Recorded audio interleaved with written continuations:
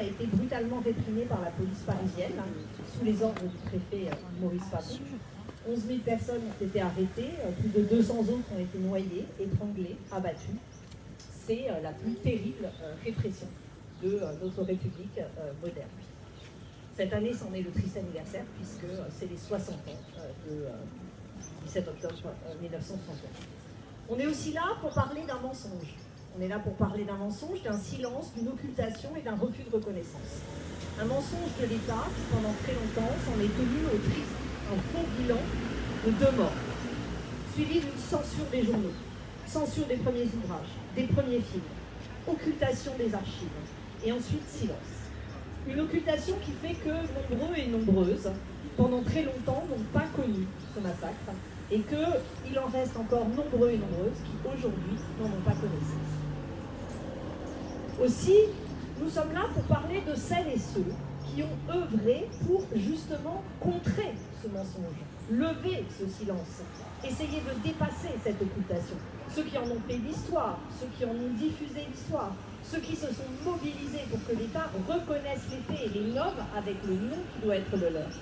Jean-Luc Kennedy, tout d'abord, dont le livre est l'histoire de son combat, de sa bataille pour la vérité historique, et bien d'autres, et vous trois, faites partie de ceux et de celles qui se sont battus pour lever ce mensonge, cette occultation. Et enfin, eh bien, nous sommes là parce qu'il est nécessaire, et nous y réfléchirons, de se demander aujourd'hui, en 2020, pourquoi cette occultation. Et il est nécessaire aujourd'hui, en 2021, on est en 2021, 2020, parce que j'avais pas envie d'être en 21, vu que j'ai absolument pas envie d'être en 22 non plus. Bref, comment en parler? Comment le nommer? Donc beaucoup de choses pour lesquelles nous sommes là aujourd'hui. Alors avant de vous laisser la parole et de vous poser des questions, je vais juste vous présenter tous les trois. Donc je commence par l'auteur, Fabrice Riceputi. Donc vous êtes historien, donc tu es historien, professeur d'histoire-géographie à Besançon, donc auteur de ce livre. Et sinon, tu travailles aussi avec Malika Khan au projet 1000 autres sur les disparitions forcées du fait des forces de l'ordre durant la grande répression d'Alger en 1957. Il y a un site internet, si vous voulez aller voir, 1000autres.org. Et tu co-animes également le site histoirecoloniale.net, qui est consacré à l'histoire coloniale et post-coloniale de la France. J'oublie forcément des choses dans la présentation, mais bon. Gilles Manscon, donc tu es historien du fait colonial, comme de sa mémoire, alors auteur d'un très grand nombre de livres que je ne vais pas pouvoir tous citer ici, et donc l'auteur de la préface de la première édition.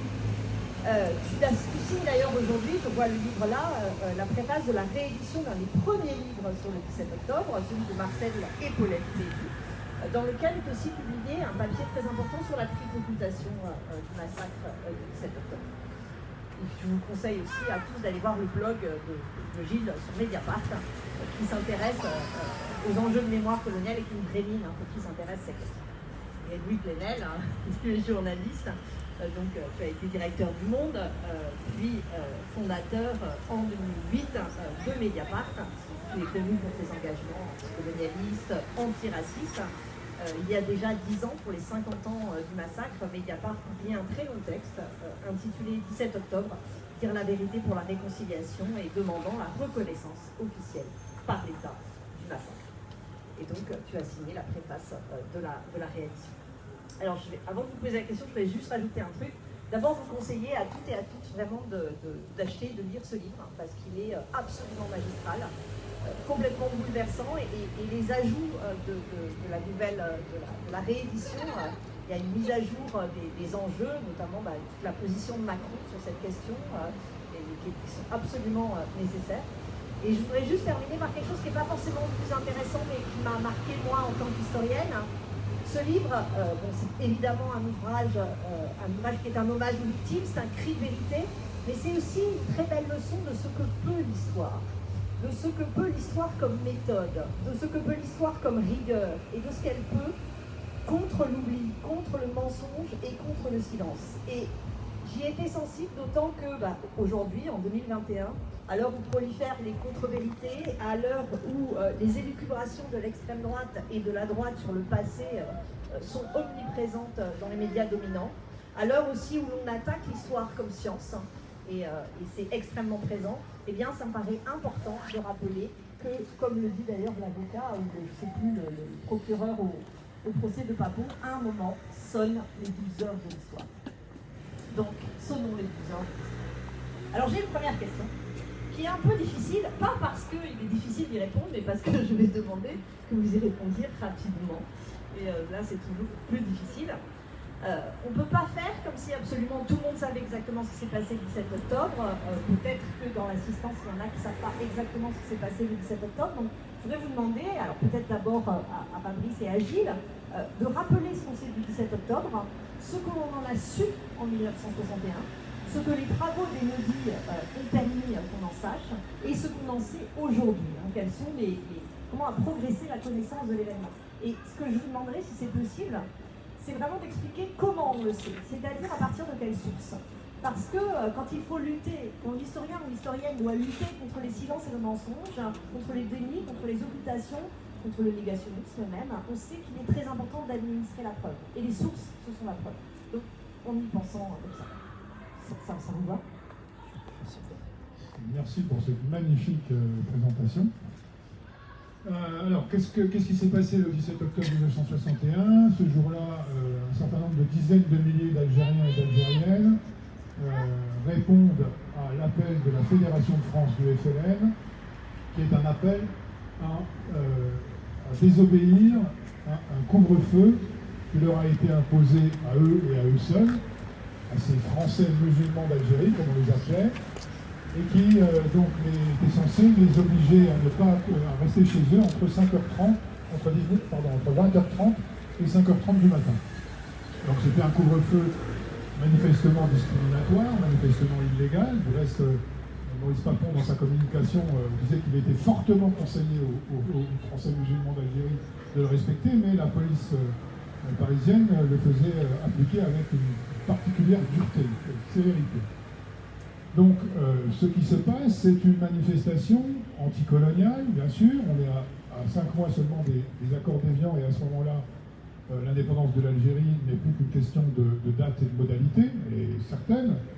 Donc, c'est une manifestation par laquelle le FLN entend démontrer son audience parmi les Algériens de l'immigration. Et c'est aussi une manifestation antiraciste. Très clairement, c'est peut-être... pas la je ne sais pas si on peut parler de la première, il faudrait faire des recherches spécifiques, mais une des toutes premières manifestations de masse de l'immigration proprement dite pour revendiquer l'égalité des droits en France. Hein, c'est un aspect des choses important.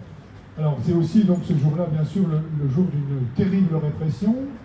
La préfecture de police est informée assez tardivement de cet appel qui a été maintenu clandestin assez longtemps. Et la consigne qui est donnée aux milliers d'agents des forces de l'ordre dont Papon dispose ce jour-là, c'est d'empêcher à tout prix que cette démonstration, que cette irruption des immigrés algériens dans l'espace public, dans l'espace, donc géographiquement dans les beaux quartiers de Paris et symboliquement comme sujet politique pensant et réagissant, il faut absolument empêcher que ça se produise parce que c'est quelque chose qui est à plusieurs titres insupportable pour le pouvoir colonial, c'est la remise en cause d'un ordre social, symbolique, racialisé, colonial. Hein, on est, bien qu'à Paris, en situation coloniale, puisque les Algériens en question sont des colonisés. Bon. Donc la police est lourdement armée, elle est placée aux entrées de Paris, notamment sur les ponts, avec la consigne de ne pas laisser les gens entrer en cortège dans Paris. Alors, les gens, ils arrivent d'où? Ils arrivent en particulier des bidonvilles qui se trouvent dans la banlieue nord-ouest, entre autres. Il y a par exemple le fameux bidonville de la Folie à Nanterre, qui est très grand. Donc ils arrivent depuis la banlieue. Et puis il y a aussi des Algériens dans Paris, par exemple dans le quartier Saint-Séverin, dans le 5e arrondissement. Il y a un quartier entier qu'on appelle Médina, dans la police française, on utilise le nom de Médina.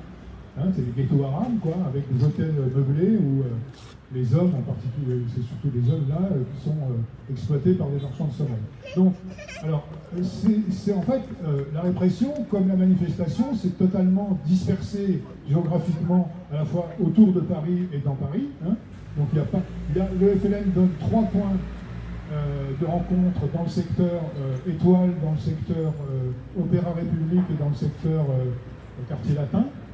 C'est là que sont censés se former des cortèges, mais certains n'arriveront jamais à se former parce que se produit une des plus grandes rafles, Mathilde en a parlé tout à l'heure, de l'histoire de France. La préfecture de police affirme avoir arrêté en quelques heures 11 500 personnes, ce qui est énorme. Du reste, les moyens de la police n'y suffisent pas très rapidement et on réquisitionne des autobus de la RATP. La dernière fois qu'on l'avait fait, c'était en juillet 1942 lors de la rafle du Veldiv. Le Veldiv, cette fois, ne servira pas de lieu de détention parce qu'il est détruit, mais quelques années auparavant, Papon a concentré les Algériens au Veldiv sans que ça ne pose trop de problèmes. Et je vais terminer sur les événements eux-mêmes. C'est très important de savoir que il y a eu les morts, bien sûr, dont on parlera, mais il y a eu aussi une brutalisation vraiment de masse, avec des gens qui, lorsqu'ils descendent, parfois obligés de descendre par la fenêtre, les autobus par les policiers, sont accueillis par ce qu'on appelle, dans le jargon policier, des comités d'accueil. On forme 2 haies de policiers, entre lesquels doivent passer les gens qui ont été arrêtés, et sont tabassés par chaque policier de chaque côté de la haie, notamment avec un instrument dont avait été muni la police parisienne à ce moment-là, qu'on appelle le bidule. C'est un bâton de plus d'1 mètre de long, en bois exotique très dur, dont on sait qu'il fend les crânes, qu'il brise les avant-bras, qu'il protège les crânes, etc. D'où ce type de blessure reproduit à des centaines d'exemplaires ce jour-là. Et donc les gens qui sont enfermés dans le lieu de détention, qui sont le centre d'identification de Vincennes, dont on parlait avec Gilles tout à l'heure, qui se trouve à l'emplacement de l'actuelle cartoucherie de Vincennes, sans qu'on sache très bien d'ailleurs dans quel bâtiment exactement se trouvait ce centre. C'est ce qu'on appelait en Algérie un centre de tri, en France on l'appelle le centre d'identification. C'est là que peuvent séjourner pendant 1 jour, 2 jours, 1 semaine, 15 jours, des gens qui ont été ramassés en vertu de l'état d'urgence qui est en vigueur à ce moment-là. On peut arrêter n'importe qui sans explication. Hein. Et puis on doit ouvrir aussi d'autres lieux de détention, et notamment le Palais des Sports de la Porte de Versailles, où au moins 6000 Algériens croupissent pendant des jours dans leurs excréments, leur sang, sans soin. Hein, il y a des témoignages, les sources, c'est des témoignages extrêmement précis, qui sont bien connus aujourd'hui. Voilà. Il y a d'autres lieux de détention également. La cour de sûreté de la préfecture de police dans l'île de la Cité sert aussi de lieu de détention et de brutalisation. Voilà. Alors voilà ce qui se passe le 17 octobre. En réalité, il se passe encore des choses les jours suivants. Et puis des violences policières extrêmes, il y en avait eu les jours précédents, et même les semaines et les mois précédents. Autrement dit, ce qui se passe le 17 octobre, ça n'est nullement une explosion soudaine, imprévisible, sans veille ni lendemain de violences policières. C'est l'aboutissement d'une longue période de terreur d'État. C'est ce qu'ont démontré particulièrement bien les historiens Jim House et Neil Lancaster dans un bouquin dont je vous conseille la lecture, qui vient de sortir en poche. Voilà. Et alors, pour terminer pour ma part, dans la nuit même du 17 au 18 octobre, Maurice Papon sort un communiqué de presse qui établit définitivement le bilan officiel, alors même que les événements sont très loin d'être achevés, et il reconnaît 3 morts. Alors d'abord, il parle d'Algériens qui ont été extrêmement agressifs, armés, et il explique qu'il a dû faire face à une tentative d'émeute, de submersion de la capitale par les fanatiques algériens, et il reconnaît 3 décès. L'un des décès est celui d'un Français dont on dit qu'il est mort d'une crise cardiaque, mais dont on apprendra très vite qu'il a eu la nuque explosée par un coup de matraque. C'est le seul dont le nom sera publié dans la presse, parce qu'il est français. Et 2 Algériens qui sont tués au pont de Neuilly, que Papon est obligé d'intégrer à son bilan parce qu'ils ont été signalés par une dépêche de l'AFP dans la soirée du 17 octobre. Voilà, 3 morts. Et cette version, elle va rester la version officielle, même si personne n'y croit en réalité réellement, hein, et le gouvernement va réussir à la maintenir envers et contre tout. Elle va être relayée dans un premier temps par la presse à grand tirage, qui va même en rajouter sur les volontés de destruction et de meurtre des Algériens, alors qu'on sait pertinemment, donc je termine là-dessus, qu'il n'y a pas eu un policier blessé sérieusement, encore moins blessé par balle, le 17 octobre. Il y en a 5 ou 6 qui n'ont pas pu reprendre le travail le lendemain pour des raisons extrêmement pénibles. Donc les violences ont été absolument inexistantes du côté des manifestants. Et je pense que Gilles va peut-être poursuivre sur la suite de la question.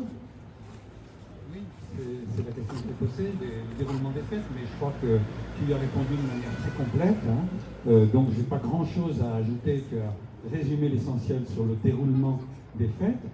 Là où je peux ajouter des éléments, c'est sur ce qui a précédé et sur le contexte qui peut peut-être expliquer cet événement et cette violence complètement contradictoire avec le moment où on se trouvait, où on approchait de la conclusion finale de cette guerre et de la signature des accords d'Évian. Hein, la négociation d'Évian s'était ouverte en mai 61. Mohamed Harbi, par exemple, dans ses mémoires, il dit que quand il arrive, parce qu'il est consulté comme expert dans la délégation du GPRA, il arrive à Genève en mai 61, il dit c'est le plus beau jour de ma vie, nous avions gagné mai 61. Et là on parle de quelque chose qui s'est passé en octobre. Bon, pourquoi tant de violence au moment de la conclusion de l'affaire?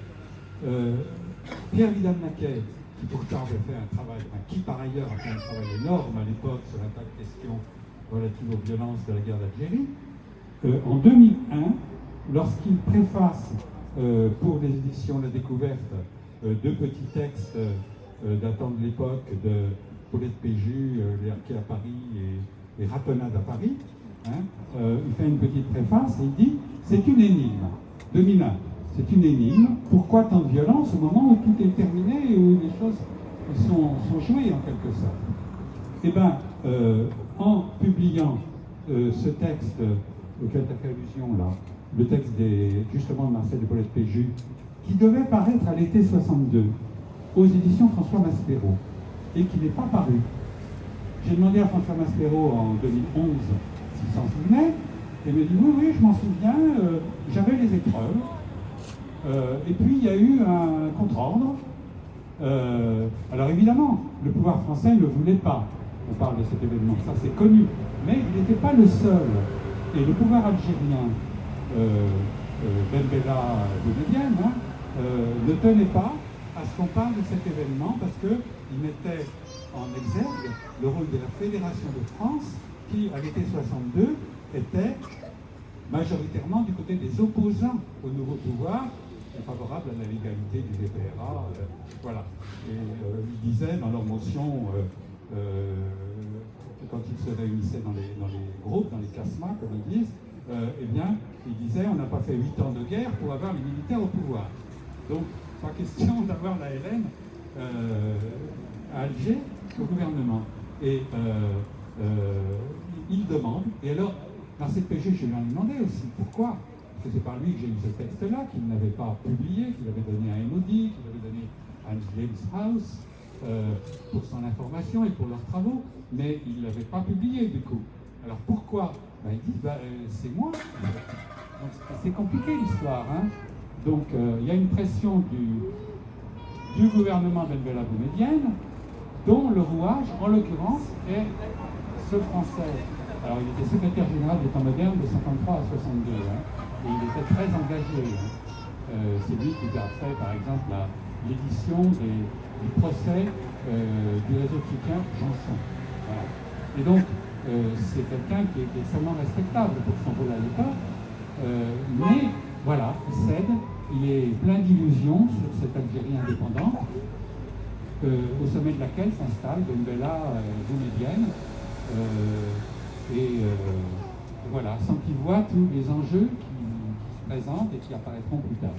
Alors voilà, en 2011, j'accompagne le texte de DPJ d'un texte qui s'appelle La triple occultation d'un massacre, où je parle de la volonté de censure française, hein, en très court, de l'attitude du gouvernement algérien, qui va dans le même sens, en l'occurrence, et d'un autre facteur qui est le parti principal de la gauche française de l'époque, le Parti communiste français, qui ne tient pas à ce qu'on mette en exergue de cet événement, qui met le paquet sur la mémoire de Charonne, hein, de la répression du 6 février 62, hein, et qui fait en sorte, et au lendemain de l'événement lui-même, du 17 octobre 61, il y a en première page de l'IMA, il y a un communiqué du bureau politique qui dit « pas de manifestation nationale ». Le PSU sera le seul à en faire une manifestation nationale, place Clichy, avec des rendez-vous secondaires, etc. Et d'ailleurs, en ce 60e anniversaire, l'ITS, l'Institut Tribune Socialiste, publie un petit bouquin sur le rôle du PSU, qui a été finalement le seul parti politique à réagir au 17 octobre. Voilà, par cette manifestation. Donc, on a retrouvé des images filmées par les Américains de cette formation d'une manifestation place Clichy. Voilà. Donc, voilà la triple occultation de la massacre. Je m'arrête là. Alors, l'énigme dont parle Pierre Vidal-Naquet, à mon avis, elle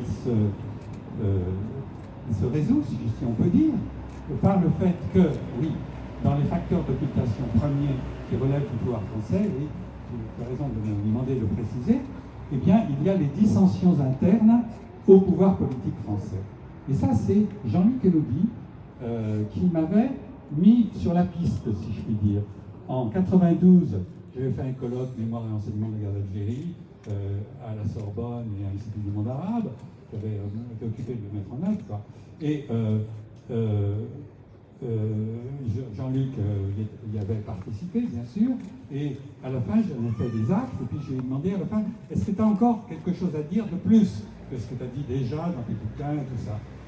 Et là, il a pointé le fait qu'au sein du gouvernement français, il y avait de grosses divergences entre le général de Gaulle et ceux qui le soutenaient, et qui voulaient la fin de la guerre et la conclusion d'une paix avec le FLN, hein, d'une transition la plus non violente possible avec le FLN pour que les liens entre la future Algérie indépendante et la France soient le plus harmonieux possible, je veux dire, malgré cette colonisation et cette guerre. Bon, il y avait le général de Gaulle et ses partisans, ses soutiens au sein du gouvernement, et dans sa majorité, dans son gouvernement, il y avait ceux qui n'étaient pas d'accord et qui étaient finalement favorables à sauver tout ce qui pouvait l'être de l'Algérie française, avec une idée de partition même de l'Algérie. Et le Premier ministre Michel Debré est, à mon avis, à la manœuvre. Le 17 octobre, ce n'est pas principalement Maurice Papon, préfet de police, c'est Michel Debré, je pourrais développer, et depuis cette édition en 2011, depuis 10 ans, il y a des éléments qui vont corroborer ce qui n'était quand même qu'une hypothèse, une présomption lourde il y a 10 ans. Il ne va être trop long sur ce point. Je vais ajouter quelque chose. Non. Alors, donc, maintenant que ce soit avec les travaux d'Enodi qui s'appuient sur des témoignages ou des travaux plus récents qui ont eu, puis d'ailleurs Enodi aussi, hein, qui a accès à des archives, parce qu'il n'y a pas que des témoignages, il y a aussi des archives très importantes. Maintenant, on connaît ce qui s'est passé. Comment comprendre cette difficulté réitérée de l'État à reconnaître que je pense, alors, il y a la fameuse plaque qui est finalement mise par Delanoë, mais qui ne dit absolument rien de cette manifestation qui est très, très, très légère. Enfin, je crois qu'il y a quelques mots. Le moment du communiqué de Hollande, qui est raconté dans le livre, et la déception par rapport à ce communiqué, les attentes, à un moment, peut-être que sous la présidence de Macron, c'était le moment où on pouvait encore avoir des micro-attentes. Ça n'a pas duré très longtemps. Donc le moment de l'attente, et à nouveau rien. Alors comment expliquer? Qui c'est qui veut?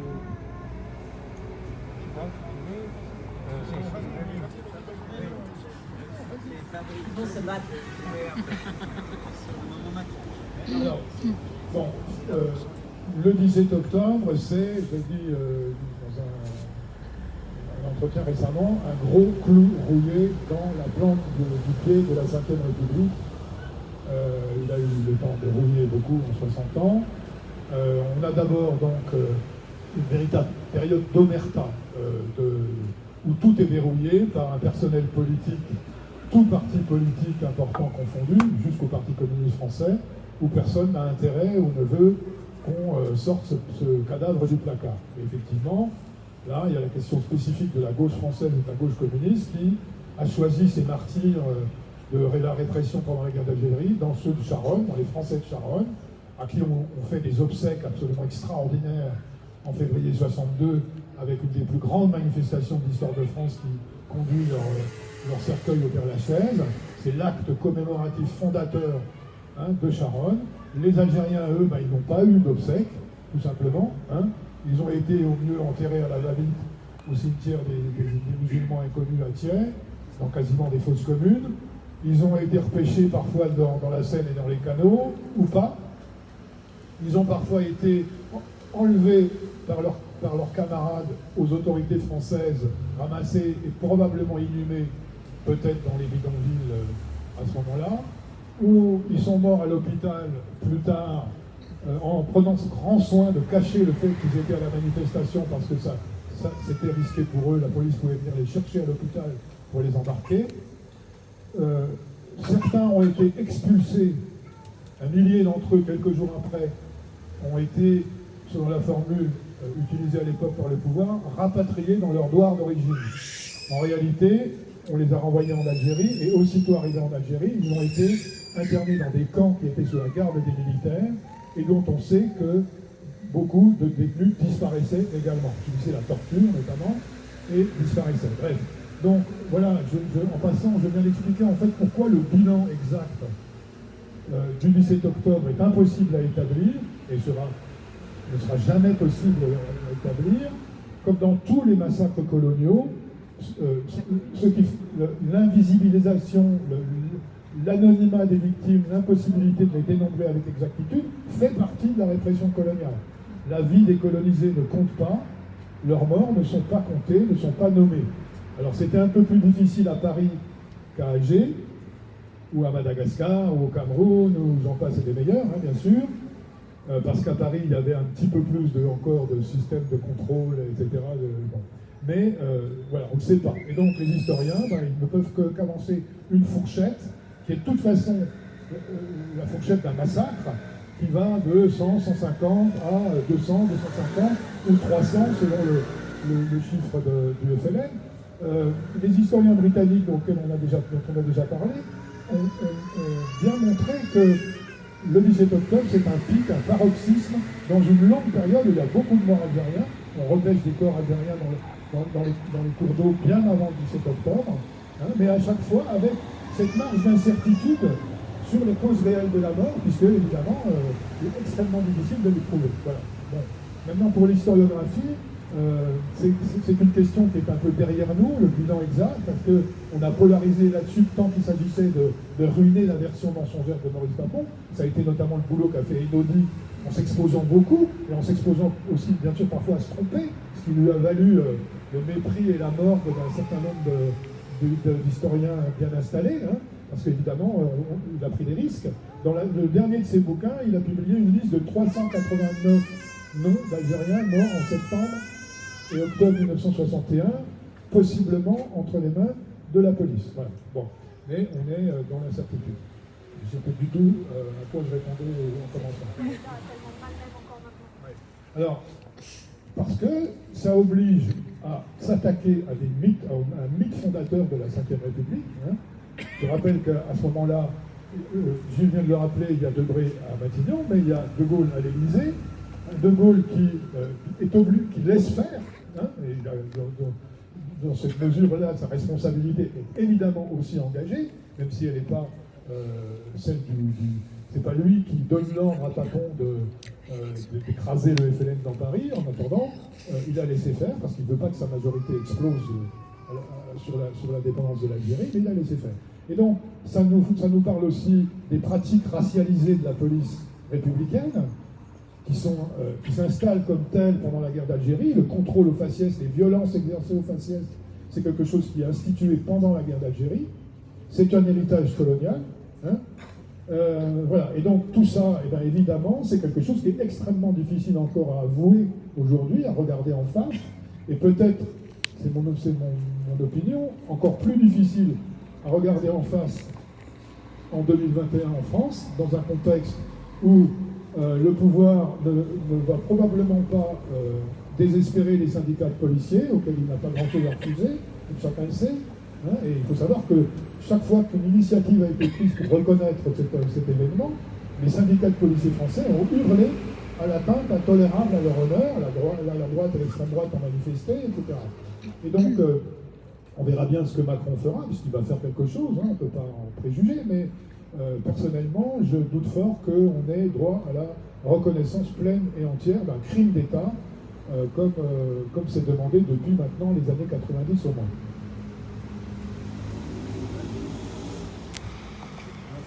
Pour bien répondre sur cet enjeu d'un passé plein de présent, mais avant ça, je voudrais, comme on est dans une librairie, qu'on parle d'un livre, comme il n'est plus avec nous, je voudrais juste convoquer comme ça la figure de François Maspero, qui était libraire, éditeur, et qui était le lieu de résistance de cette époque, et qui fut un témoin du 17 octobre 61, qui lui-même a fait partie des réseaux qui ont participé, ont veillé, ont donné des informations.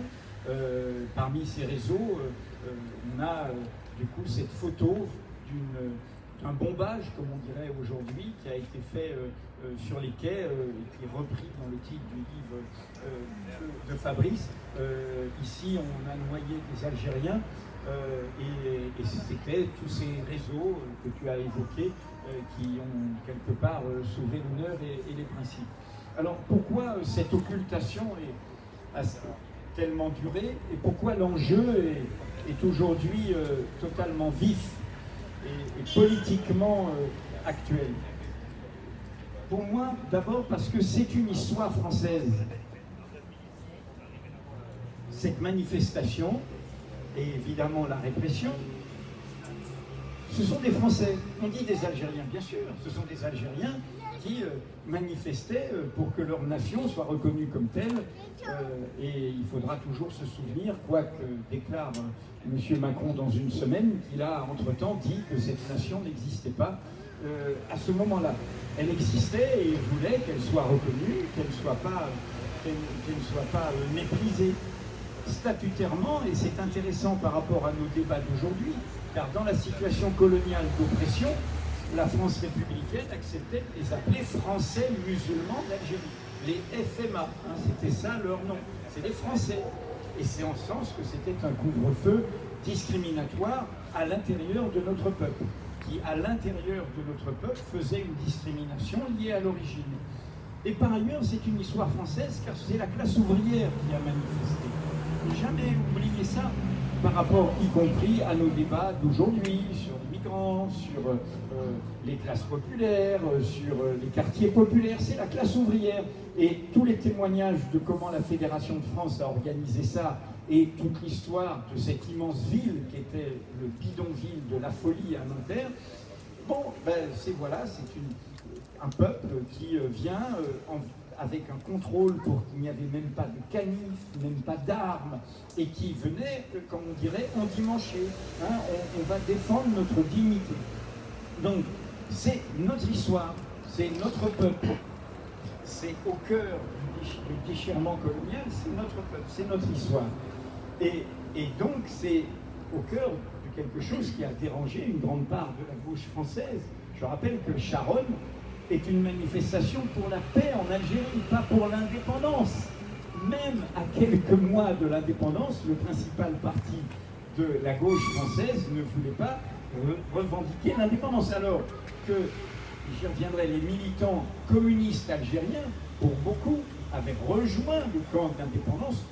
J'y reviens tout de suite, l'histoire d'Enodi, dans son parcours personnel, et Fabrice le raconte bien, il rencontre l'histoire algérienne, puisqu'il appartient à une dissidence du Parti communiste, le Parti communiste marxiste-léniniste de France, dont le fondateur, Jacques Jurquet, en fait, sa compagne est une figure du Parti communiste algérien, était la figure du féminisme algérien, dans le cadre du Parti communiste algérien. Elle a été, au début des années 50, dans les grands congrès, dans les pays de l'Est, pour la libération des femmes, etc. Et donc c'est par là que, quelque part, Enodi, à partir du moment où éducateur, et il continue son engagement d'une autre façon, va se faire historien, et tu l'as dit, Mathilde, avec quelque chose de très fort, qui est allié à la fois les documents, les sources écrites et les archives, et avec une bataille sur les archives qui va trouver deux héros, des archivistes qui vont être sanctionnés, etc. Mais avec aussi cette nouvelle histoire qui était méprisée au départ par l'histoire académique, qui est l'histoire orale. C'est-à-dire qu'il va les retrouver là où en Algérie, justement, l'histoire officielle étatique les a fait oublier. Il va retrouver les témoins, il va passer ses vacances, il va aller lui-même sur ses frais, les retrouver, les faire parler, etc. Tout ça est raconté admirablement bien dans le livre de Fabrice. Donc c'est d'abord une histoire française, donc ça dérange. Ça dérange comment? C'est le deuxième point. Et tu dis la Ve République, mais mettons les pieds dans le plat, on nous bassine avec la République. Mais la République, c'est un astre mort, c'est un ordre mort, c'est un immobilisme, c'est une assignation à résidence si elle n'a pas d'adjectif. La République, elle peut être conservatrice, elle peut être coloniale, elle peut être meurtrière, et elle peut être bourgeoise du côté. Voilà, donc la République, c'est pour ça. Et voilà, depuis 1848, les mots d'ordre, c'est-à-dire République démocratique et sociale. Il a fallu un siècle pour que ce soit dans la Constitution française, et on en est loin, elle n'est pas vraiment démocratique, et elle n'est pas sociale. Et donc, c'est un massacre de la République. C'est la République française qui a commis ce massacre. Et c'est en son nom que nous devrions avoir, nous l'aurons peut-être, l'opportunisme vu le présidentialisme, nous devrions avoir les excuses d'un président de la République, au nom de la République française. Et en prenant cette date comme une date qui, à elle seule, permet d'aborder la question coloniale, comme une autre date, c'était l'État français, mais assassiné, la République a été assassinée par les siens, c'était l'État de Vichy. Et c'est eux qui ont voté. Quelques dizaines ont sauvé l'honneur, mais la majorité du personnel politique de la Troisième République a accepté la collaboration. Et donc, finalement, nous avons eu un président, sous la pression de la société, Jacques Chirac, qui s'est saisi de la rafle du Veldiv pour présenter au nom de la France les excuses sur la participation de la France, de ses élites administratives, politiques, économiques, au crime contre l'humanité, au génocide contre les Juifs d'Europe. Bien, ce que doit être la date du 17 octobre 61, c'est une même reconnaissance.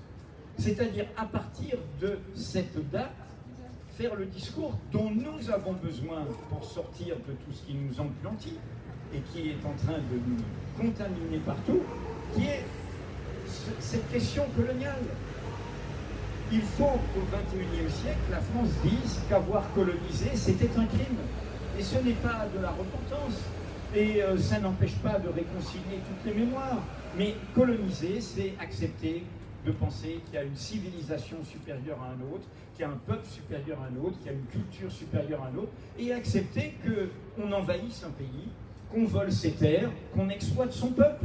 Comment on défendrait ça aujourd'hui? Eh bien, il faut le dire. Donc, cette question du 17 octobre, de ce point de vue, est une question essentielle.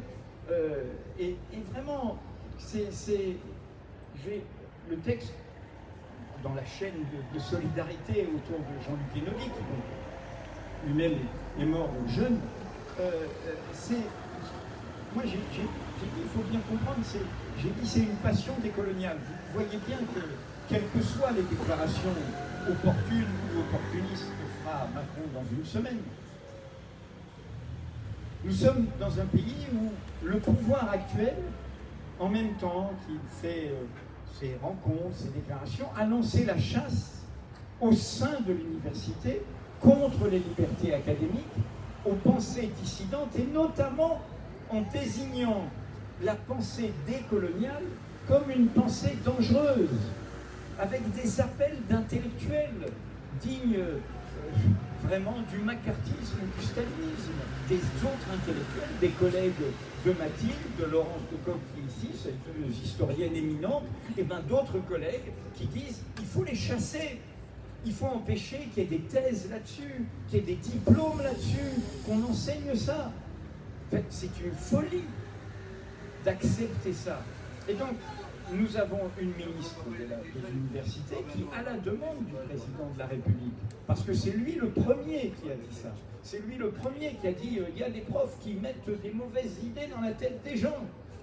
Et donc, sur cette question-là qui est au cœur de ce que nous sommes, de notre peuple, nous sommes projetés sur le monde, et évidemment, la pire décolonisation a été la décolonisation française, et l'histoire algérienne de la France avec l'Algérie, on est le symbole, la torture, etc. Et pour rappeler aux jeunes générations, vous savez, le responsable politique, si on prend Vichy, et je m'arrête là, la déportation des Juifs, le policier, le chef de la police de Vichy était un préfet de la République. Il s'appelait René Pousselet. C'est lui qui dit aux Allemands, n'oubliez pas les enfants, dans les camps de déportation. Quand il a son procès à la Libération, sa première phrase, il dit « Monsieur le Président, la police de Vichy était républicaine ». Et il va faire d'ailleurs une carrière avec différentes complicités, y compris à gauche, c'est-à-dire autour de François Mitterrand. Bon, ça c'est vraiment le symbole, mais je continue sur la guerre d'Algérie. Le responsable politique, celui qui a dit, alors vous ne trouverez pas un ordre dans les archives, mais qui a dit au fond, vous pouvez y aller sur la torture, vous pouvez la systématiser. Il s'appelle Robert Lacoste. Il était le gouverneur de l'Algérie et le ministre. Cet homme est mort en 1989 dans son lit, après avoir été de façon continue député et sénateur jusqu'en 1980, sous l'étiquette socialiste. Il n'a jamais eu de compte à rendre. Jamais eu de compte à rendre. Donc, le problème, tout ça est passé, ces gens-là ne sont plus là, mais dans toutes nos familles, c'est présent. C'est présent par l'histoire des familles, par l'histoire des gens qui ont pu être soldats, qui ont été appelés, qui ont été du contingent, qui ont fait des cauchemars, c'est l'histoire des rencontres, des familles qui se mêlent, de tout ça, c'est notre histoire. Et donc, le 17 octobre, c'est ce symbole qui dérange. Parce que reconnaître le 17 octobre, c'est en finir avec cette illusion sur une république qui serait l'ordre auquel on nous convoque, la chasse au séparatisme anti-républicain, quoi que ce soit. Nous défendons la République. Ceux qui ont défendu la République, c'est les manifestants du 17 octobre. C'est les quelques policiers, parce qu'à l'époque, le syndicalisme policier, on n'était pas loin de la résistance, de la guerre à sauver l'honneur. Les premiers informateurs sur les massacres, ce sont des policiers républicains, résistants, au sens issus de la résistance, qui ont fait des communiqués, qui ont fait des choses. Et donc, si vous voulez, prendre cette histoire, c'est permettre de se libérer de toutes les bêtises qu'on nous raconte. Et puis, encore une fois, si on n'ouvre pas grand ce placard, eh bien, le placard de la question coloniale, eh bien c'est comme dans une famille, vous laissez les secrets dans un placard, ben, les fantômes envahissent. Et les fantômes, ce sont des monstres, et ils sont là, vous les entendez, pas ici, mais sur certains médias par les temps qui courent. Et donc voilà, c'est pour ça que c'est une bataille qui nous tient à cœur, et l'histoire très belle que raconte Fabrice, c'est l'histoire d'un militant au meilleur sens du terme, c'est-à-dire de quelqu'un qui a été happé par cette histoire et qui en a fait son combat tout seul. Je dis, il y a des trucs très émouvants. Il a sa nouvelle compagne et il lui écrit pendant ses voyages en Algérie. Il lui dit, je vais aller à tel endroit. Il a fait d'autres livres en plus, il a trouvé d'autres choses. Et là, on est face à des historiens professionnels, vous l'êtes tous là. Et je trouve qu'il y a quelque chose de très beau avec ce tâtonnement de cette personne qui a pris la vérité de l'histoire, la vérité des faits, ce que tu disais, les sources, les documents, comme une histoire importante. Nous sommes dans un moment où ceux que nous combattons sont en train de tuer la vérité. Ils ne veulent plus de la vérité. Donc ils veulent qu'elle soit étouffée par les opinions, y compris les plus folles, et évidemment des mensonges qui vont jusqu'au négationnisme. En l'occurrence, le gros négationniste, c'est Vichy et c'est le colonialisme. Zemmour est le premier à avoir dit cette semaine, Macron a raison, la nation algérienne n'existait pas. Et c'est le même qui dit Vichy, Pétain a sauvé les Juifs de France. C'est nier c'est nier des crimes, c'est nier l'engrenage par lequel des crimes peuvent être commis en métropole. Et donc, il y a une bataille essentielle, et soyez nombreux, le dimanche 17 octobre, il y aura une manifestation, un défilé jusqu'au pont Saint-Michel, et il faut faire masse sur... je le dis de manière... Moi, je suis tu l'as dit, l'histoire coloniale, je fais partie de ces familles où le 17 octobre était connu. Le 17 octobre était... Voilà, parce que j'ai grandi, j'ai aucun mérite à ça, dans une famille qui, comme le Maspero, comme d'autres, qui était du côté de ce soutien à l'indépendance algérienne, etc. Mais, et tu l'as dit, c'est-à-dire qu'il y a aussi une volonté d'occultation d'une histoire militante française. Cette fédération de France, Mohamed Arbi vit en France, est un historien formidable, mais il a été un opposant au régime algérien, créé par l'indépendance. Il a été en prison, il a été longtemps, donc il y a quelque chose où là on retrouve les idéaux communs à deux peuples, hein, entre le Irak algérien et ce que nous faisons. Donc voilà, c'est pour ça que c'est vraiment une bataille essentielle, et un jour, je pense, ce sera... Tu as parlé de la commune, on pourrait dire il y a la commune, c'est une république qui massacre la commune.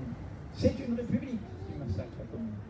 C'est une république naissante, conservatrice, etc. Mais c'est une république. Hein. Ce sont des figures républicaines qui massacrent la commune. Ce sont des personnels républicains collaborateurs. Laval était une figure de la Troisième République qui accepte la collaboration avec le nazisme. Et c'est pareil pour ça. Donc l'enjeu, c'est comment nous redonnons vie et sens à tout ça. Pardon, je me suis emballé un peu.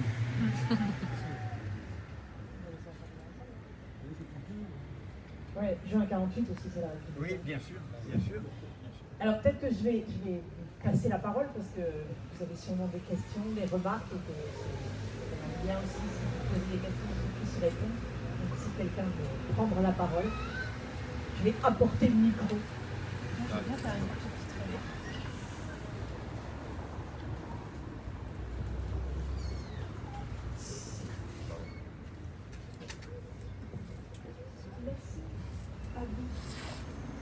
toutes et à vous tous, merci. Pardon, je vais garder un homme sur le petit vidéo. Du coup, je voulais dire d'une part qu'en effet, c'est une histoire française dans le sens qu'elle est intime à certaines de nos familles. Mon père étant né en Guadeloupe en 1930, dans les années 60, il était à Paris et il a vécu cette période et il raconte au fait que certains Africains et Maghrébins ou entiers ont vécu ensemble dans les luttes anticoloniales pour l'indépendance de l'Afrique et évidemment pour l'indépendance de l'Algérie. Par contre, je pense que l'une des raisons pour lesquelles il y a difficulté à reconnaître cette histoire, c'est qu'elle est basée sur un double mensonge. Et le premier mensonge, c'est que les Algériens à l'époque auraient été considérés comme français. C'est faux. Et on le sait, c'est le mensonge principal de la colonisation française qui a voulu faire croire à ces colonisés, qu'ils soient des Antilles, de l'Afrique ou du Maghreb, qu'ils étaient français ou qu'ils le deviendraient. Je dirais qu'ils ne le sont toujours pas. Donc en fait, c'est un double mensonge qu'il faudrait reconnaître si en effet, on reconnaissait le 17 octobre comme étant ce crime de l'État français. Mais il faudrait revenir sur son mensonge fait aux populations anciennement colonisées, comme quoi elles auraient été, seraient devenues ou seraient françaises. Elles ne le sont toujours pas. C'est la première chose que je voulais dire. La deuxième chose, je termine, c'est que il est d'autant plus paradoxal, pour ne pas dire franchement honteux, que la France, dans ses élites, attaque l'idéologie américaine sur les questions de race, sexe et genre, à un moment donné où le monde, notamment anglo-saxon et américain, et je ne veux pas par là faire l'apologie évidemment des États-Unis ou de la Grande-Bretagne, mais où le monde universitaire dominant s'est emparé de ces questions et les rend universelles. Le nouvel universalisme, c'est celui de la pensée décoloniale.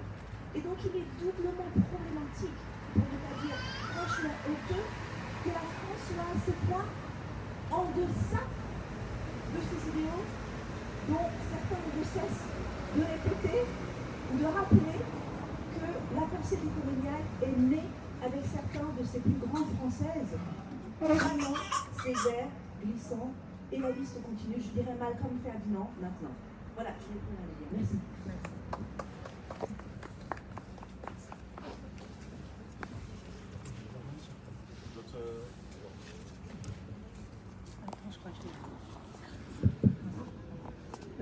Juste une petite remarque très rapide. En fait, moi, je suis d'autant plus inquiète que j'ai l'impression qu'on y était presque sur cette reconnaissance du massacre du 17 octobre 61.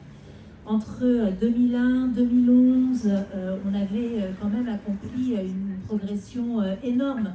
Il manque l'essentiel, c'est-à-dire la reconnaissance, c'est-à-dire en fait la formulation du massacre d'État et la reconnaissance de la responsabilité de l'État français. C'est énorme, il manquait ça effectivement avec la déclaration de Hollande.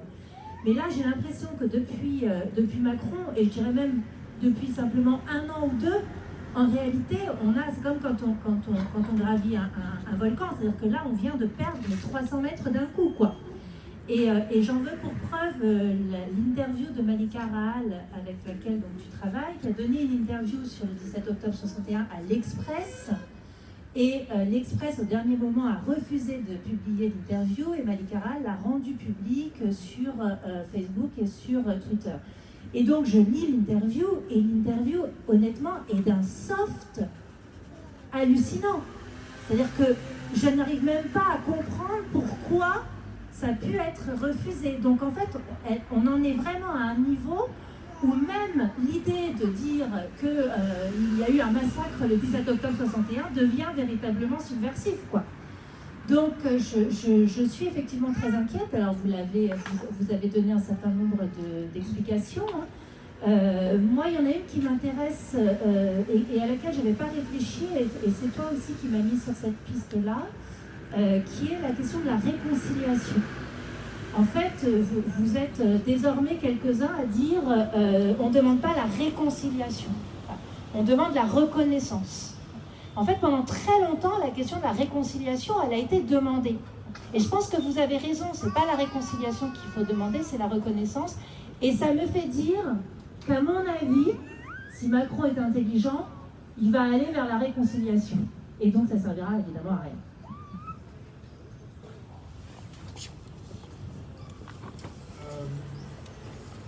La personne, je voulais faire une remarque à propos de ce qui a été dit par l'intervenante précédente. Il me semble avoir parti. Ah oui, pardon.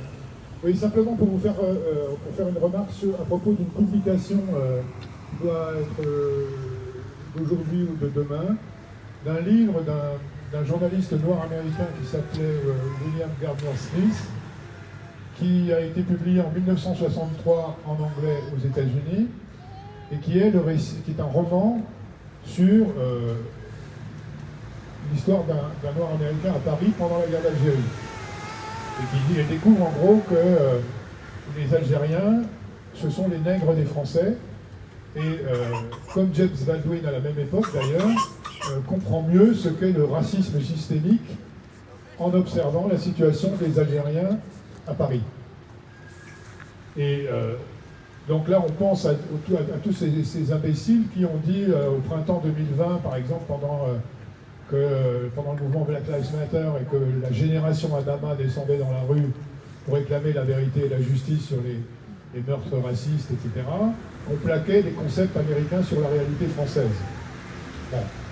Je rejoins ce que vous disiez sur les origines françaises de la pensée décoloniale, enfin française, on s'entend. En réalité, si ces gens-là peuvent dire ça, c'est que toute l'histoire qui a existé des luttes de l'immigration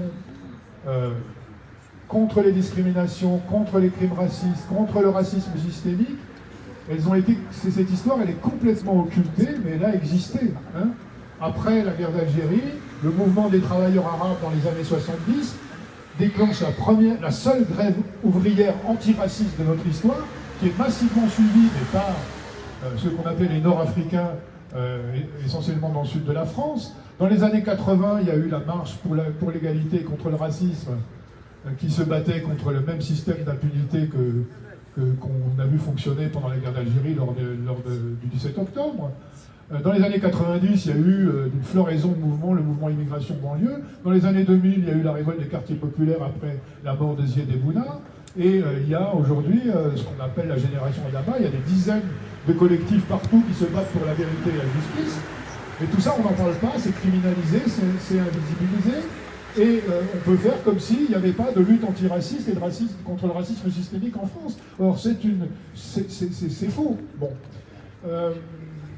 Alors, Laurence, quand tu disais qu'effectivement, on est plus mal que jamais sur ces questions-là aujourd'hui, tu as parfaitement raison. Moi, je pense que jusqu'au début des années 2000, il y a eu de grandes poussées décoloniales. Hein. Le combat de l'Inodi en fait partie, mais bien d'autres. En 2000, on redécouvre aussi la torture pendant la guerre d'Algérie. Ça fait avancer considérablement. Il y a des avancées d'historiographie dans ces années-là, grâce en particulier aux victoires qu'a obtenues Jean-Luc Einaudi sur l'ouverture des archives, qui n'ont pas profité seulement à lui, mais à d'autres historiens et historiennes. Bon. Et depuis, et en particulier depuis Sarkozy, il y a un backlash, une réaction extrêmement féroce, et de plus en plus féroce. Alors c'est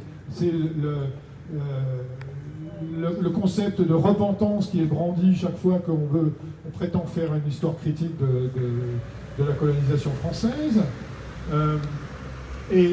C'est une réaction très violente qui a repris de la violence ces derniers temps, effectivement, sous Macron. Alors, sous différentes formes, c'est pas seulement Macron. Hein, il y a une sorte d'affolement des élites, entre guillemets, françaises devant les menaces qui pèsent sur les privilèges.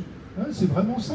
On s'affole de voir remis en cause un ordre social et symbolique qui est racialisé en France par des mouvements qui existent en même temps. Hein. Ce qui s'est passé au printemps 2020, c'est quand même riche d'espérance, y compris aussi le mouvement pour la décolonialisation de l'espace public, les déboulonneurs de statuts, les gens qui refusent qu'on continue à célébrer des criminels coloniaux dans l'espace républicain.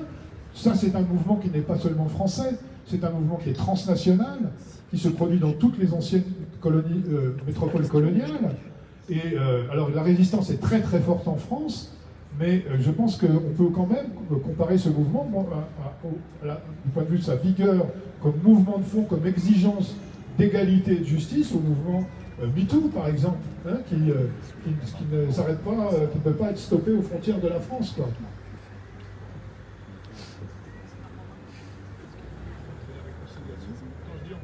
Juste un peu court. Il y a aussi dans les massacres oubliés, je ne sais pas si elle est toujours là, la dame, mais mai 67 est complètement occulté aussi. Enfin, alors que c'est quand même, la plupart des gens n'ont absolument aucune idée de ce qui s'est passé en Guadeloupe. Oui, et c'est vrai que ça fait partie, ou le 14 juillet 53, enfin, il y en a plein d'autres dont on ne parle pas. À propos de mai 67 en Guadeloupe, c'est donc un massacre qui est ordonné par un préfet qui s'appelait Pierre Bolotte, et cette histoire de Pierre Bolotte, elle est fabuleuse. Pierre Bolotte, il commence en Indochine, il continue à Alger en 1957 comme auxiliaire de massue à la préfecture d'Alger. Il est préfet de Guadeloupe, il ordonne le massacre de mai 67, et ensuite il est préfet en Seine-Saint-Denis, où il invente la BAC. D'accord ? Voilà. Trajectoire emblématique, un peu pas plus emblématique. À propos de la réconciliation, je disais là aujourd'hui sur Twitter que j'ai un ami qui a fait une remarque extrêmement juste, toute simple, sur les mots qu'on utilise. Monsieur Macron a décidé que l'Algérie devait se réconcilier avec lui. Bon, je caricature un tout petit peu. Mais la réconciliation, elle suppose qu'avant, il y ait eu une conciliation, qu'il y ait eu des rapports d'égalité, d'amitié normaux. Or, ce qui a eu lieu avant, c'est la colonisation. C'est 132 ans de colonisation. Et de violence, de spoliation. Bon. Et ça, c'est tout simplement, cette histoire de réconciliation, c'est une façon d'éviter, encore une fois, de reconnaître la vérité. Moi, autant que alors je ne vais pas parler à la place des Algériens, surtout pas du pouvoir algérien, qui lui aussi, bien sûr, instrumentalise l'histoire, mais Macron. Mais moi, ce que je connais, par exemple, de ce que veulent les familles d'Algériens, les familles de disparus, les descendants de ceux qui ont été enlevés et assassinés par l'armée française en Algérie. Ce qu'ils veulent, c'est la vérité avant tout. C'est tout simplement qu'on entende de la part de la France la vérité. C'est simple. La justice, ils ne peuvent plus l'avoir. Hein. La France s'est auto-amnistiée dès 1962 et a empêché toute poursuite sur les crimes coloniaux. Mais au moins, ce qu'ils veulent, c'est la vérité. Or, la vérité, M. Macron ne la dit pas. Il a fait une déclaration tonitruante quand il était candidat en 2017 à Alger. C'est toujours plus facile de dire ces choses-là dans les anciennes colonies, en disant que la colonisation était un crime contre l'humanité. Mais dès le lendemain, il était en meeting à Toulon, au lieu de la nostalgérie. Il a rétropédalé à toute vitesse. Et depuis qu'est-ce qu'on entend? On entend qu'on va faire des actes symboliques sur des mémoires douloureuses qui sont mises sur un pied d'égalité, parce qu'évidemment, toutes les mémoires douloureuses sont égales, je veux dire, mais sans expliquer pourquoi il y a eu toutes ces douleurs, toutes ces souffrances pendant la guerre d'Algérie. C'est tout simplement parce que la France a colonisé l'Algérie pendant 132 ans, et la guerre d'Algérie, ça n'est que l'aboutissement de tout ça.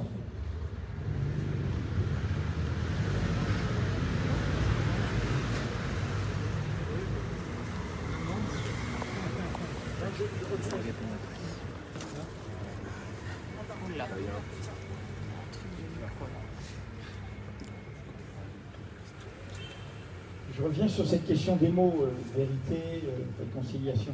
En fait, au départ, dans la bataille politique pour la reconnaissance, c'est un copier-coller de la bataille sud-africaine. Hein, commission, vérité et réconciliation.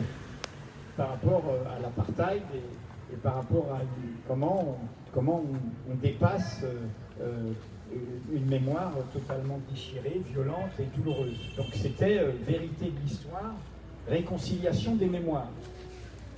C'était dans l'intuition qui aujourd'hui produit les monstres que l'on sait, que le problème français, et je vais revenir sur la question de France, comme disait Madame tout à l'heure, c'est que le problème français, comment dire, il y a eu un livre d'ailleurs de Benjamin Stora qui était très original de ce point de vue, le transfert de mémoire, parlant d'un sudisme à la française, comme le sudisme d'Amérique, par rapport à la ségrégation. On supprime officiellement l'esclavage, mais néanmoins tout ça travaille la société. D'une certaine manière, Robert Ménard, les élus d'extrême droite dans le Sud, et évidemment des figures comme Zemmour, etc., illustrent ce sudisme à la française, c'est-à-dire une question coloniale toujours active et toujours réactivée au cœur de notre peuple. Et avec les mécanismes coloniaux de on va vous assigner à résidence, on va, etc., et jusqu'à l'idéologie criminelle qu'ils ont inventée, le grand remplacement, où ils retournent les symboles. Fondamentalement, c'est l'expression d'une panique. Ils savent que ce monde leur monde est fini, c'est-à-dire que nous sommes ce que nous sommes. Mais néanmoins, entre-temps, ils peuvent faire des très graves dégâts. Et pour revenir à ta question, quand tu dis on pensait qu'on y était, le vrai problème, c'est le bilan des gauches gouvernantes par rapport à ça. Le petit communiqué de Hollande a été obtenu, mais in extremis, en faisant un chantage à la porte de l'Élysée, alors que tout ça a été dit, tout ça était un appel lancé avec Mediapart, avec toutes sortes de signatures, etc. Bon, donc il avait l'occasion de faire l'équivalent du discours du Veldiv, et il ne l'a pas fait. Et depuis, le poison est passé, parce que, encore une fois, c'est le macronisme, comme tout ce qui l'entoure, sont issus d'un effondrement de la gauche gouvernante entre 2012 et 2017. Par ailleurs, il y a une actualité de ça, et c'est pour ça que j'entends très bien la nuance qu'a dit Madame en disant qu'il n'était pas reconnu comme citoyen français, il n'avait pas l'accès à la citoyenneté. Mais quand j'insiste sur le fait qu'il est français, c'est pour dire que c'est une histoire active dans notre peuple. C'est notre peuple. C'est pas une histoire qui nous est extérieure. L'association au nom de la mémoire, c'est les descendants qui vivent en France. Ils ne sont pas retournés, ils sont là, ils sont français, c'est une histoire vive. Et c'est une histoire d'autant plus vive que le problème, et on est au cœur, nous nous réunissons ce soir au même moment où il y a le sommet dit Afrique-France à Montpellier, que la France est la dernière puissance coloniale directe du monde. Nous sommes le seul des anciennes grandes puissances à avoir gardé un empire colonial direct. Alors vous me direz, c'est des petits confettis, encore que la Nouvelle-Calédonie c'est grand, il va y avoir un référendum sur l'autodétermination à nouveau, mais mine de rien, même si c'est pas d'immenses territoires, par rapport au futur de notre planète et de la responsabilité de notre espèce, la France possède de cette manière le deuxième contrôle, le deuxième domaine maritime du monde derrière les États-Unis. C'est-à-dire que c'est une emprise sur la planète, directe. Et par ailleurs, le sommet qui se passe à Montpellier nous le rappelle. Il y a un livre qui vient de sortir au Seuil que je vous recommande, Cet empire qui ne veut pas mourir, une somme. Par ailleurs, la France fait tout pour maintenir ses intérêts coloniaux de manière indirecte, mais c'est du colonialisme et de la domination sur le continent africain. Bolloré, qui est l'oligarque qui diffuse toutes les saloperies qu'on entend aujourd'hui, sa fortune, il la doit en grande part au contrôle des ports africains, au contrôle de terres africaines, au contrôle de chemins de fer africains, et ainsi de suite. C'est au cœur de plantations, et ainsi de suite. C'est au cœur de cette histoire. Donc, voilà, on est dans une vraie bataille d'imaginaire, au-delà de simplement la politique partisane, qui, hélas, n'a pas été portée de manière forte par les forces politiques de la gauche. Il n'a pas été suffisamment porté. Et d'ailleurs, je crois qu'à l'appel pour la manifestation du 17 octobre, il y a Europe Écologie, il y a LFI, il y a le PCF, mais il n'y a toujours pas le Parti Socialiste. Mais évidemment, il n'y est pas. Hein, et donc, il y a le NPA, etc. Voilà, donc je voudrais souligner ça, et puis merci pour le clin d'œil à l'histoire, le retour à l'envoyeur antillais, parce que c'est au cœur évidemment du présent de cette histoire.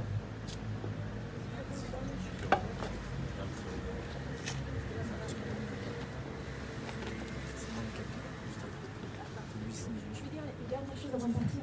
Oui, je pense qu'il est très important de lier l'histoire des Antilles au combat décolonial. Tout d'abord parce que cet empire qui ne veut pas mourir, souvenons-nous-en, il est né aux Antilles en 1635. Il y a une antériorité coloniale très importante. Les Antillais, de fait, si l'on considère qu'ils seraient français, le sont depuis le début du XVIIe siècle.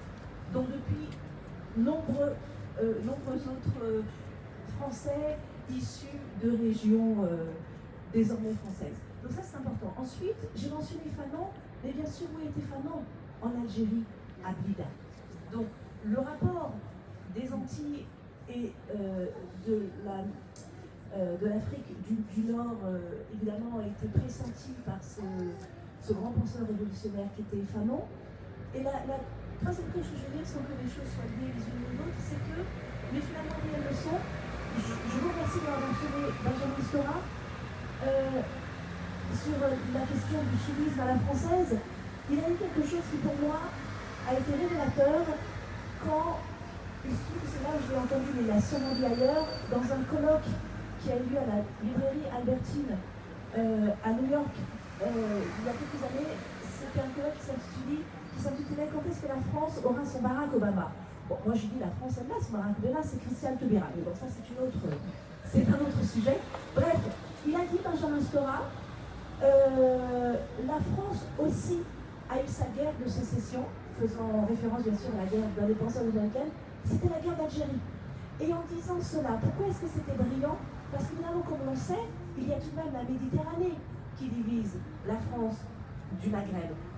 Mais c'était donné à voir à quel point les Algériens se sentaient à ce point français et les Français à ce point algériens pour certains, qu'en effet la fracture de la guerre a été aussi importante que si la mer n'avait pas existé entre ces deux continents que sont celui de l'Europe et de l'Afrique. Donc je pense qu'il est très important, et c'est ce que Benjamin Stora a fait, de ne pas délier ces histoires coloniales, celles des Amériques, autrement dit des Antilles, et celles de l'Afrique. Et sur ce, merci, je m'en vais.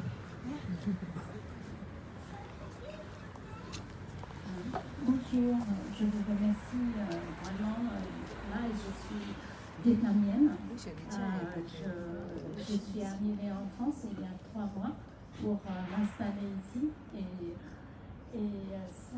je suis très émue de vous entendre tout parce que l'Algérie c'est le pays où j'ai beaucoup entendu parler par mon père qui est parti travailler en Algérie pendant 3 ans. Il est médecin et à cette époque c'est vraiment très très loin parce que j'ai reçu ces lettres chaque 3 mois seulement.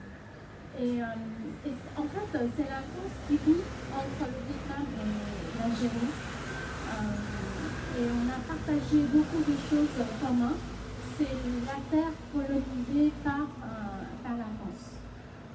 J'ai beaucoup aimé votre intervention sur la différence entre les deux civilisations. Et c'est pareil, j'ai beaucoup senti la différence entre le Vietnam et la France parce que j'ai des enfants métis et j'ai du mal à pondérer entre les deux civilisations.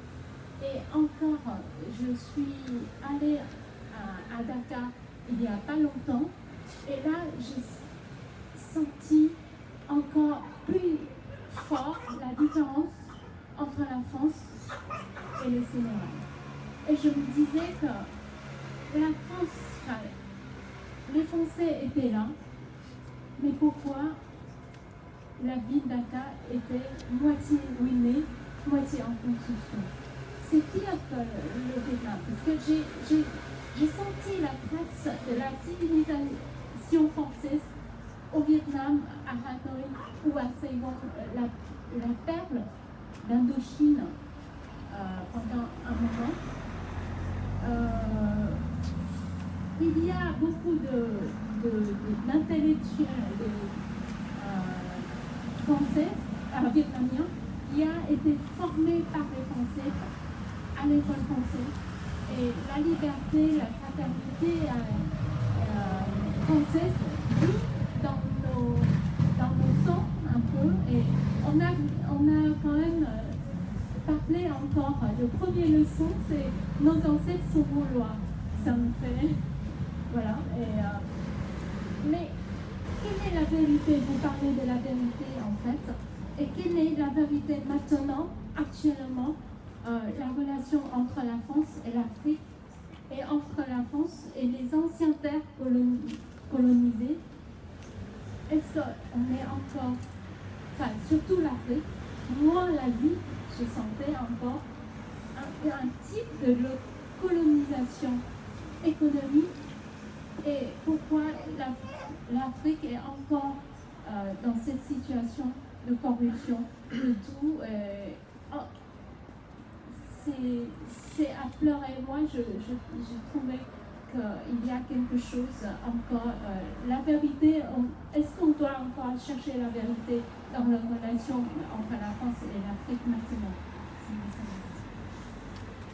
Je vous remercie.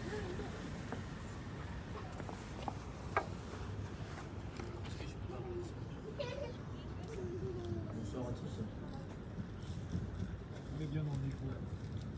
Bonsoir à tous, je m'appelle Abdoulaye, j'habite dans le quartier. Comme la dame vient juste d'évoquer le problème de l'Afrique, moi d'une part ça me concerne, je viens du Mali, je suis d'origine malienne. Et puis pour l'instant le Mali, on a du mal comme le Mali ou les autres pays de l'Afrique de l'Ouest. Bon, on dit qu'on est indépendant, mais jusqu'à présent on est sous la domination française, parce que le franc CFA, je ne sais pas si beaucoup le savent que le franc CFA il est déjà, c'est une part de fait qu'on n'est pas dépendant, parce qu'il y avait un moment, il y avait des chefs d'État africains qui voulaient qu'on soit indépendant soit de l'Europe, de fabriquer nos propres monnaies. En fin de compte, ça n'a pas marché. Pourquoi? Parce qu'il y avait des chefs d'État africains qui voulaient coûte que coûte rester au pouvoir. Parce qu'en restant au pouvoir, ça faisait l'affaire aussi des Occidentaux. Parce que vu qu'il y avait des intérêts en jeu, donc si on quittait le franc CFA, pour créer nos propres monnaies. En plus, il y aura moins d'intérêt. Parce que le franc CFA, il est stocké dans les banques françaises ici en France. Même si on veut demander de crédit en France, ils nous donnent l'argent et puis il y aura aussi des intérêts là-dessus. Donc du coup, on n'est pas dépendant du tout de la France. Parce que la France, d'une part, moi je ne suis pas contre la France, mais je suis contre la politique française. Donc, parce que la politique française qui se bat en Afrique, pour l'instant, même que ce soit dans le nord du Mali ou ailleurs, on voit que on veut coûte ne pas lâcher l'Afrique parce que vis-à-vis de l'intérêt qui est sur le continent africain. Donc voilà, c'est pour ça que je voulais juste intervenir. Merci.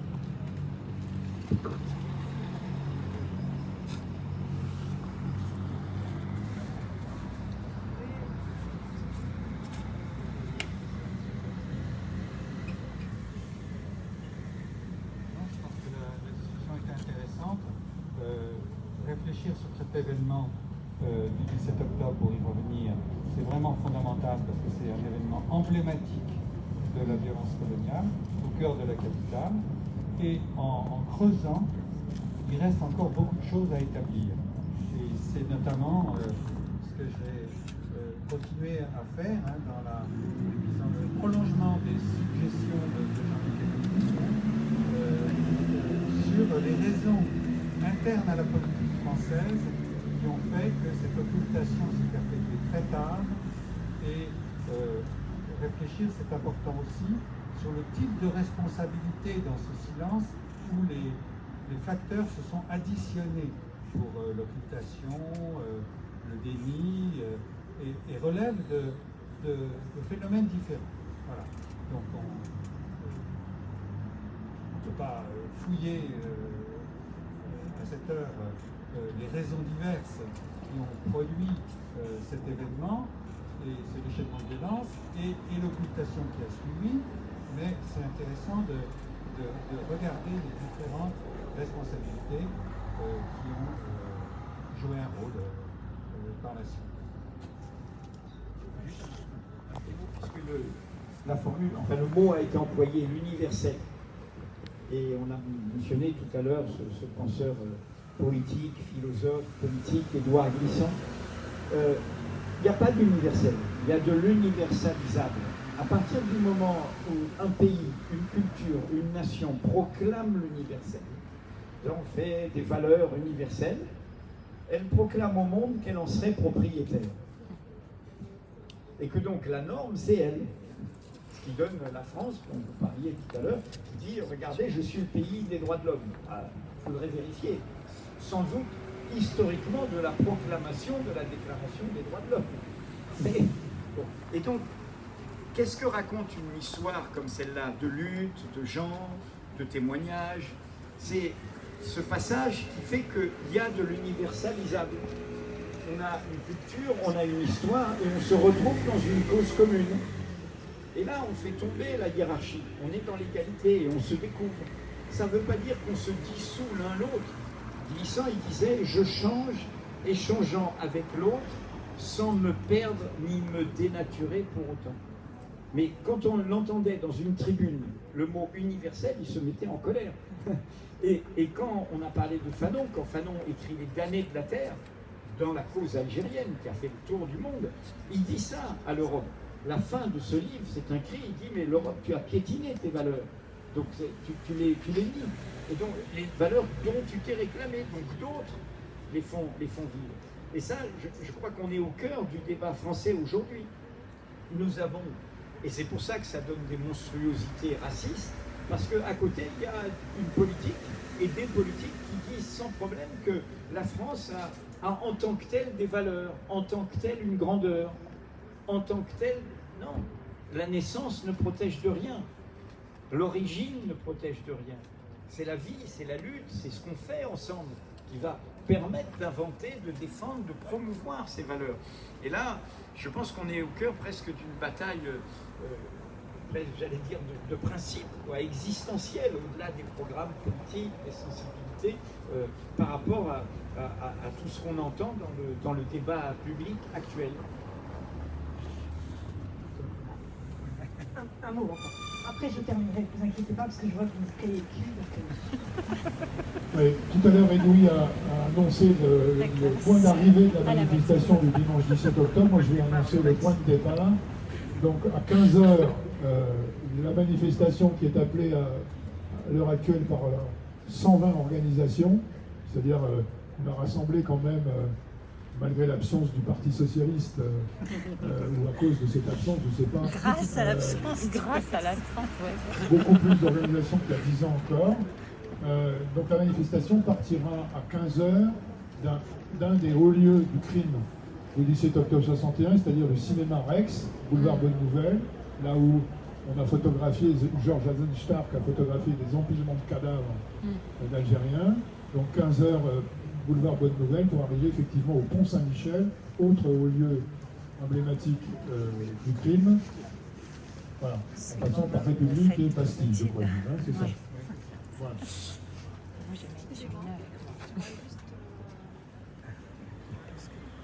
Bonsoir à tous. Moi, je suis fille d'un combattant. Mon père a combattu justement et est sorti le 17 octobre. Il était responsable d'une CASMA, du FLN. Il a fait de la prison à ce moment-là. Il a été pris dans le métro. Certains de ses amis du combat sont morts ce jour-là, éloignés évidemment. Lui a fait quelques jours de prison et il s'en est sorti. Après l'indépendance, il est resté quelques années en France, ensuite il est rentré en Algérie, il est décédé en 2005. En 2005. Je voulais simplement dire qu'en fait, l'occultation de ce qui s'est passé a commencé déjà en Algérie, parce que moi, adolescente en Algérie, mon père m'a parlé de cet événement, mais on en parlait à la télé, mais c'était pas... L'histoire est occultée déjà en Algérie. Et en collaboration avec, comme vous l'avez si bien signalé, avec la France coloniale, qui a toujours voulu justement avoir gardé main prise sur ce pays, et toutes les colonies de l'Afrique évidemment, pour justement continuer à profiter, à piller un peu toutes les richesses. Donc aujourd'hui, l'espoir nous vient du Irak. Je sais que le Irak fait aussi, enfin le Irak c'est le mouvement populaire algérien qui veut justement briser les généraux qui aujourd'hui détiennent le pouvoir en Algérie, emprisonnent beaucoup de journalistes, beaucoup de gens qui portent la parole du peuple très haut. Je sais qu'on fait des sorties aussi le 17 octobre sur le pont de Saint-Michel, justement pour dénoncer la gerbe qui est posée ce jour-là, mais qui simplement, c'est très peu.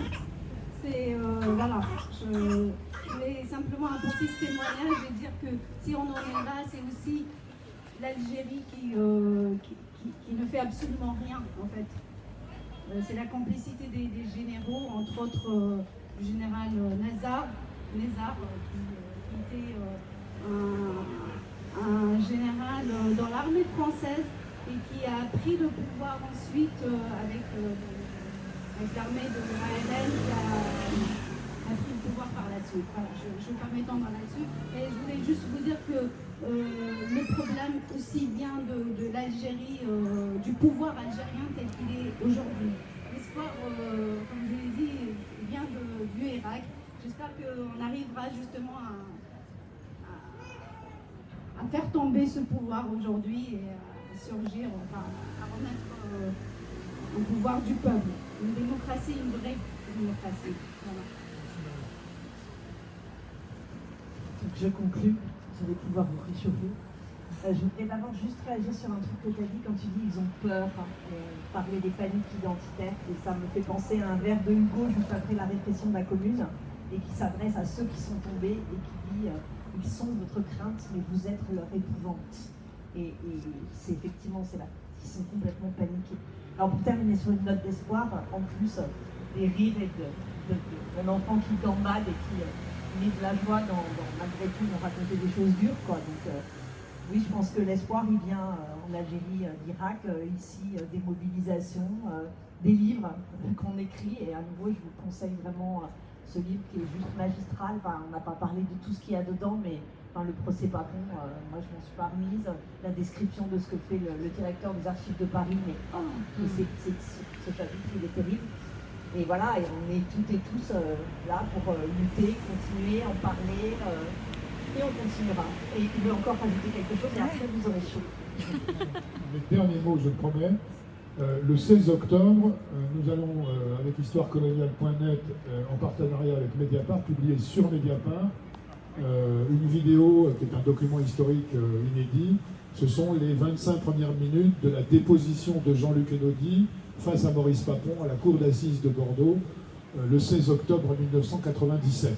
Voilà, le 16 octobre sur Mediapart. En accès libre.